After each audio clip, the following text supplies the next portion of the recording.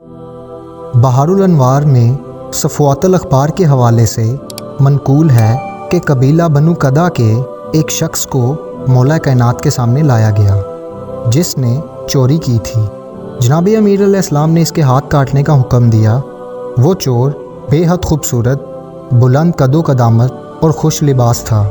جناب امیر علیہ السلام نے اس کو دیکھ کر فرمایا، تجھ پر افسوس ہے کہ تو نے قبائل عرب میں اپنے حسن و جمال، اچھی شخصیت اور اپنے بلند نسب کو چوری کرنے سے داغدار کر دیا۔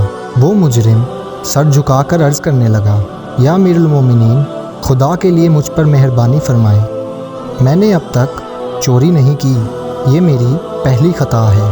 جناب امیر علیہ السلام نے فرمایا، ایسا تو ہو نہیں سکتا کہ پہلی مرتبہ گناہ کرنے سے خدا تجھے رسوا کرے، تو نے کئی مرتبہ پہلے بھی چوری کی ہوگی اور اب تو تیرا ہاتھ کاٹا ہی جائے گا۔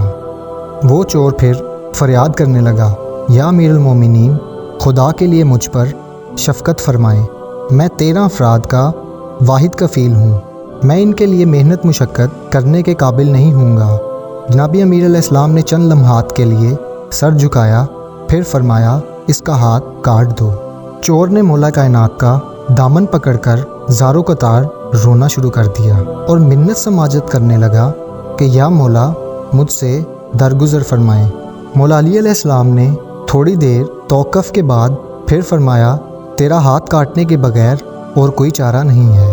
جب جلاد نے اس کا ہاتھ کاٹ دیا تو وہ کہنے لگا، اس سے پہلے بھی میں 99 مرتبہ چوری کر چکا ہوں، لیکن خدا نے میرے گناہ پر پردہ ڈالے رکھا اور یہ آخری 100 مرتبہ کی چوری تھی جو اب ظاہر ہو گئی۔ چور کا یہ بیان جب جناب امیر علیہ السلام نے سنا تو آپ علیہ السلام نے فرمایا، اب تو تمہیں میری بات پر یقین آ گیا ہوگا کہ میں نے تمہیں کہا تھا کہ ایک مرتبہ گناہ کرنے پر خدا اتنی جلدی سزا نہیں دیتا، اور تو بدبخت کہتا ہے کہ نہیں حضور، یہ میری پہلی چوری اور خطا ہے۔ جب لوگوں نے یہ بات سنی تو مولا علی علیہ السلام کے ہاتھ پاؤں چومنے لگے۔